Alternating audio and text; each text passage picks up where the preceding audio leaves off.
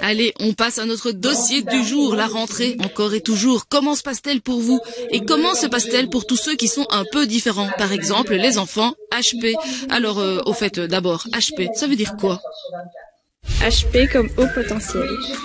Comme d'autres enfants à haut potentiel, Sophie vient régulièrement dans ce centre, à l'Aube, près de Thoin. Actuellement, nous détectons 120 enfants par an à haut potentiel. Nous suivons également ces familles et les enfants au niveau scolaire et au niveau social. Un enfant HP est détecté grâce à des tests de QI. Il a une intelligence notamment verbale et logique supérieure à la moyenne, il est curieux, il a envie d'apprendre, mais tout n'est pas toujours rose. J'avais 10 ans quand j'ai été détectée, ils nous croient supérieurs et du coup ça peut représenter une menace pour eux, pour dire qu'on est des génies alors que ce n'est pas du tout ça.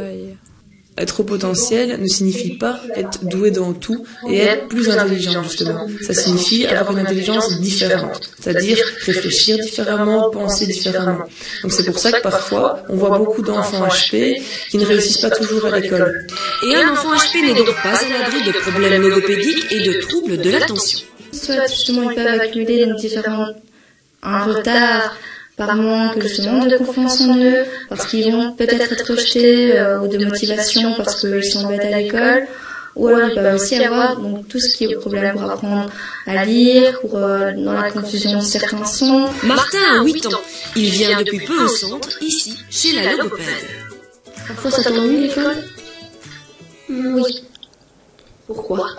Parce que je dois tout le temps attendre, parce que j'ai toujours fini le premier, donc ça devient un peu embêtant. C'est à la maison qu'on doit l'aider à décoder ce qui s'est passé à l'école, à gérer ses émotions, parce que si l'enseignante a beaucoup crié, je le sais tout de suite quand il rentre. La première semaine de la rentrée, là je m'arrange pour être là tous les jours, parce que je sais que c'est la semaine la plus difficile de l'année. Trouver une méthode de travail, gérer ses émotions, voilà aussi ce que l'on apprend dans ce centre. Ce sont des enfants aussi qui parfois ont l'impression de ne pas être compris. Certains vont réagir en s'isolant, en restant tout seul, et donc se sentir très très seul, et avoir voire très peu d'amis. Alors si vous êtes un enfant HP ou si vous avez des amis un peu différents, soyez cool pour que l'année soit parfaite.